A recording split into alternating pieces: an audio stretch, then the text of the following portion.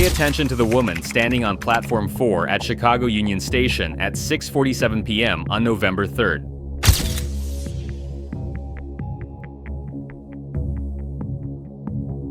Her name is Erin Gallagher. She's 29 years old, wearing a navy peacoat and carrying a brown leather weekender bag over her shoulder. She's waiting for the 7:15 p.m. Amtrak to Milwaukee. Inside that bag are clothes for 3 days, a toiletry kit, and a birthday card for her sister.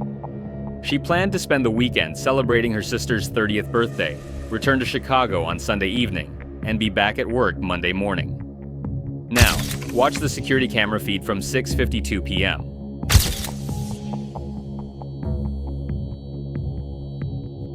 A man approaches her. He's tall, well-dressed in a dark overcoat, carrying a briefcase. He appears to ask her a question. She turns, smiles politely, and responds. They exchange a few words. He gestures toward the main concourse. She nods. The timestamp reads 6:54 p.m. Erin Gallagher follows the man away from platform 4. They walk together through the crowded station, past the departure boards, toward the west exit. That is the last time Erin Gallagher is seen on any surveillance system in Chicago Union Station. Within 2 hours, her sister would call her phone repeatedly with no answer. Within 6 hours, her family would file a missing persons report. And within 10 days, investigators would discover that the well-dressed man who approached her was not a fellow traveler asking for directions. He was a predator who had been watching her for weeks. This was not a chance encounter. It was a carefully orchestrated abduction that began in one of the busiest transportation hubs in the United States. Erin Gallagher was a graphic designer at a boutique marketing firm in Chicago's West Loop. She lived in a studio apartment in Pilsen, biked to work when weather permitted, and spent her free time volunteering at a community art center, teaching design to teenagers. She was close with her family. Her parents, Thomas and Margaret Gallagher, lived in Kenosha, Wisconsin. Her younger sister, Caitlin, lived in Milwaukee. Erin visited often, usually taking the Amtrak from Union Station, a 75-minute trip she'd made dozens of times. On November 3rd, Erin left work at 5:30 p.m. She stopped at her apartment to pick up her packed weekender bag. She took an Uber to Union Station, arriving at 6:35 p.m. Security cameras captured her entering through the Clinton Street entrance at 6:38 p.m. She purchased a one-way ticket to Milwaukee at a kiosk. She checked the departure board. Platform 4, track 10, departing 7:15 p.m. She walked to platform 4 and waited. She never boarded that train. Caitlin Gallagher expected her sister to arrive at Milwaukee Station at 8:30 p.m. When the train pulled in and Erin didn't appear, Caitlin assumed she'd missed the departure. She called Erin's phone. It went straight to voicemail. Caitlin waited 30 minutes and called again. Voicemail. By 9:15 p.m., Caitlin was concerned. She called her parents. Margaret tried Erin's phone. Voicemail. Thomas called Erin's best friend, who confirmed Erin had left work on time and mentioned taking the 7:15 train to Milwaukee. At 10 p.m., the Gallagher family called Chicago police. The initial response was measured. Adult woman, out of contact for a few hours, probably missed the train and her phone died. Officers suggested waiting until morning. Margaret Gallagher insisted something was wrong. Erin always answered. Always. At 12:30 a.m. on November 4th, Chicago police classified Erin Gallagher as a missing person and dispatched officers to Union Station. Detective Rashida Coleman was assigned to the case at 8 a.m. on November 4th. She was a 9-year veteran of the Chicago Police Department, currently assigned to the Special Victims Unit. She reviewed the initial report and immediately requested surveillance footage from Union Station. Amtrak police provided access to the station's extensive camera network. Union Station is one of the largest transportation hubs in North America, serving over 120,000 passengers daily. The facility has over 200 security cameras covering platforms, concourses, entrances, and retail areas. Coleman reviewed footage from November 3rd, starting at 6 p.m. She found Erin quickly. The cameras tracked her from the Clinton Street entrance through the Great Hall, to the ticket kiosk, and finally to platform 4. Erin stood on the platform for 8 minutes. She She checked her phone twice. She adjusted her bag. She appeared calm, relaxed. At 6:52 p.m., a man approached her. Coleman watched the interaction carefully. The man was approximately 6 feet tall, broad-shouldered, wearing a dark overcoat and carrying a leather briefcase. He appeared to be in his mid-30s. He was black, with close-cropped hair and a neatly trimmed beard. He spoke to Erin. She turned, smiled, and responded. The conversation lasted approximately 45 seconds. The man gestured toward the main concourse. Erin nodded. At 6:54 p.m., they walked away from Platform 4 together. Coleman followed their path through multiple camera angles. They walked through the crowded Great Hall, past the food court, toward the west exit on Jackson Boulevard. At 7:03 p.m., they exited the station together. Street cameras outside the station captured them walking south on Jackson. At 7:06 p.m., they stopped next to a dark-colored SUV parked on the street. The man opened the rear passenger door. Erin climbed inside. The SUV pulled away at 7:07 p.m. Coleman froze the frame and zoomed in. The license plate was partially obscured by dirt, but she could make out 4 characters, BK47. She ran a partial plate search for Illinois registrations, 16 matches. She began checking each one. Coleman expanded the investigation. She interviewed Amtrak staff who'd been working Platform 4 that evening. No one remembered seeing Erin or the man she left with. She pulled Erin's phone records. The last activity was at 6:41 p.m., a text message to Caitlin. On the platform, "See you soon." The phone had been powered off or destroyed at approximately 7:15 p.m. Coleman reviewed Erin's social media accounts, email, and banking records. No unusual activity. No recent conflicts. No romantic relationships. No financial troubles. Erin's employer confirmed she'd left work at 5:30 p.m. as scheduled. Co-workers described her as reliable, talented, well-liked. Nothing seemed out of the ordinary. Coleman returned to the surveillance footage. She watched the man's approach again and again. Something about his body language stood out. He'd moved with purpose, walked directly to Erin, as if he'd known exactly where she'd be. Coleman requested footage from earlier in the day. The breakthrough came at 3 p.m. on November 5th. Coleman's team had pulled surveillance from Union Station, going back 2 weeks. They were looking for the man in the overcoat, hoping to establish a pattern. They found him. October 27th, 6:45 p.m. The man stood in the Great Hall, near the departure boards, watching Platform 4. October 31st, 7 p.m. The man stood in the same location, watching the same platform. November 2nd, 6:50 p.m. The man stood in the Great Hall again.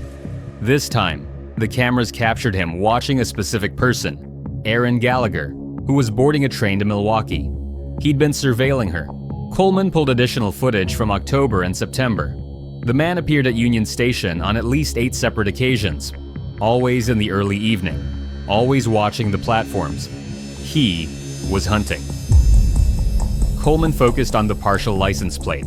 Of the 16 matches, she narrowed the search to dark-colored SUVs. 3 vehicles fit the description: a black Chevy Tahoe, a dark blue Ford Explorer, and a black GMC Yukon.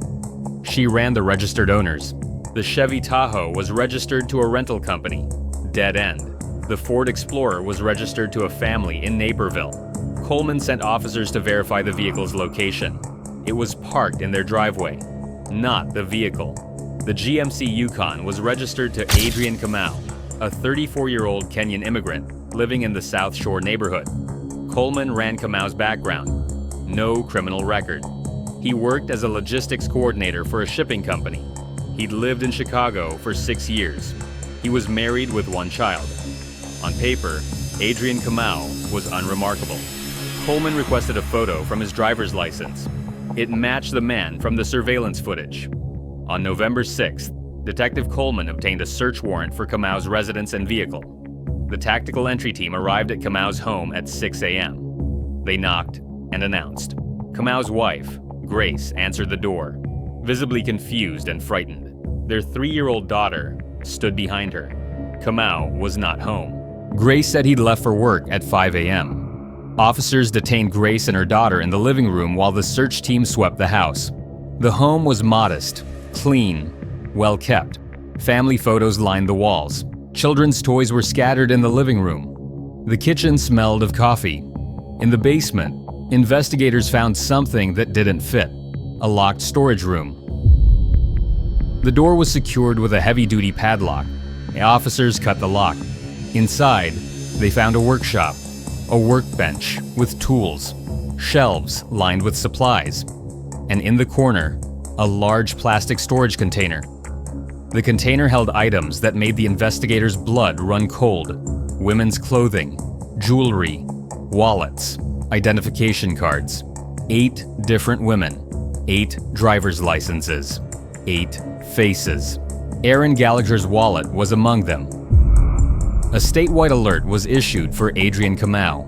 His photo was distributed to every law enforcement agency in Illinois and neighboring states.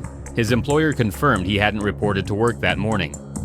Kamau's phone was traced. The last ping came from a cell tower near the Wisconsin-Illinois border at 5:47 a.m. He was running. Coleman's team worked frantically to identify the other victims. The driver's licenses belonged to women aged 24 to 35, all from the Chicago area. Coleman contacted each family.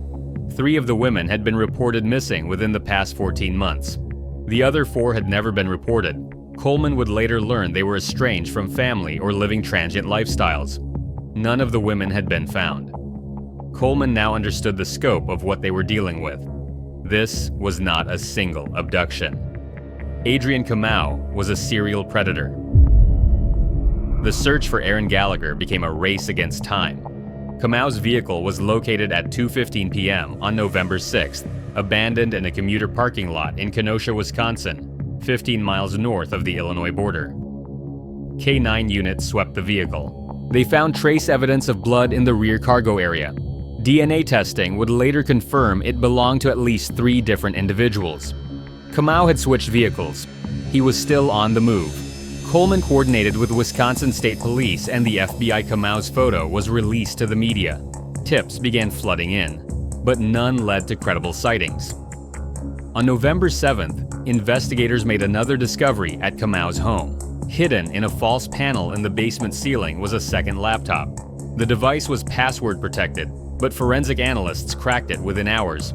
The laptop contained files that painted a chilling picture of Kamau's activities. There were spreadsheets tracking women's schedules, names, addresses, work locations, routines. There were photographs taken surreptitiously in public places, train stations, coffee shops, grocery stores. There were floor plans and diagrams of buildings. And there was a folder labeled Locations. Inside were GPS coordinates for 6 different sites, all in rural areas of Illinois and Wisconsin. Coleman dispatched teams to each location immediately. The first 3 sites yielded nothing: empty fields, abandoned farmland, no signs of disturbance. The 4th site was different. It was a rural property 40 miles west of Chicago, near the town of Maple Park. The property was a foreclosed farmhouse with an attached barn, vacant for over 2 years. The search team arrived at 4:30 p.m. on November 7th. The barn's main doors were secured with a new padlock. Officers cut it. Inside, they found a makeshift cell constructed in one of the stalls. The space was approximately 8 by 10 feet, enclosed with plywood walls and a heavy door secured from the outside. Inside the cell, they found Erin Gallagher. She was alive, severely dehydrated, malnourished, restrained with zip ties, but alive. Paramedics transported her to Northwestern Medicine Kishwaukee Hospital. She was treated for dehydration, minor lacerations, and shock. Doctors estimated she'd been given sedatives. Toxicology reports later confirmed ketamine in her system. Erin could not provide a detailed account initially. She remembered leaving Union Station with Kamau, who told her there was an emergency text from her sister and offered to help her find better cell reception outside the station. She remembered getting into his vehicle. She remembered a chemical smell, and then nothing until she woke in darkness. Kamau had visited the barn twice, bringing water and packaged food. He'd spoken to her in calm, measured tones, telling her she was safe, telling her he was protecting her. He'd told her she belonged with him now. Erin Gallagher had been held captive for 4 days. The search for Adrian Kamau intensified. The remaining 2 GPS locations were searched. Both sites contained similar makeshift cells in abandoned structures. One showed evidence of recent use. No other victims were found alive. On November 9th, the FBI received a tip from a motel manager in Green Bay, Wisconsin. A man matching Kamau's description had checked in 2 days earlier, paying cash, using a fake name. FBI agents and local police surrounded the motel at 6 a.m. Kamau did not resist. He was arrested without incident in room 118. He said nothing. He requested an attorney. The investigation into Adrian Kamau's background revealed a disturbing pattern. Kamau had immigrated to the United States from Kenya in 2019 on a work visa. He'd initially lived in New York, working in warehouse logistics. In 2020, he'd moved to Chicago after meeting his wife online. They'd married quickly. By all accounts, he'd appeared to be building a normal life. Steady employment, a family, community involvement through his church. But beneath that facade, Kamau had been living a double life. Digital forensics uncovered evidence that Kamau had been stalking women since at least 2021. His laptop contained thousands of photographs of women in public spaces, detailed surveillance notes, and research into isolated properties. Investigators believe he'd been holding women in various locations for short periods, then moving them to new sites. The exact number of victims remains unknown. DNA evidence from his vehicle and the barn matched 4 of the 8 women whose belongings were found in his basement. Extensive searches of rural properties across Illinois and Wisconsin continued for months. Human remains were found at 2 additional sites. Both victims were eventually identified through DNA. 6 women remain missing. Adrian Kamau was charged with 8 counts of kidnapping, 2 counts of murder, aggravated assault, and unlawful restraint. The prosecution sought the death penalty. The trial began on June 14th of the following year. Erin Gallagher testified. She described Kamau's approach at Union Station, his calm demeanor, the way he'd manipulated her into leaving the station willingly.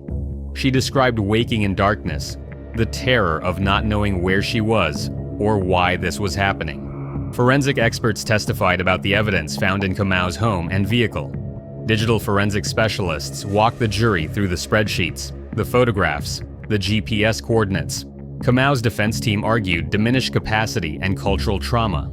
They presented evidence of Kamau's difficult childhood in Kenya, poverty, violence, displacement. A psychologist testified that Kamau exhibited signs of delusional attachment disorder and untreated post-traumatic stress. The prosecution acknowledged Kamau's difficult past. Lead prosecutor David Thornhill was direct in his closing argument. Trauma may explain behavior, but it does not justify it. Erin Gallagher had done nothing to Adrian Kamau. Neither had the other women. They had simply existed in his proximity, and he had decided they belonged to him. The jury deliberated for 11 hours, guilty on all counts.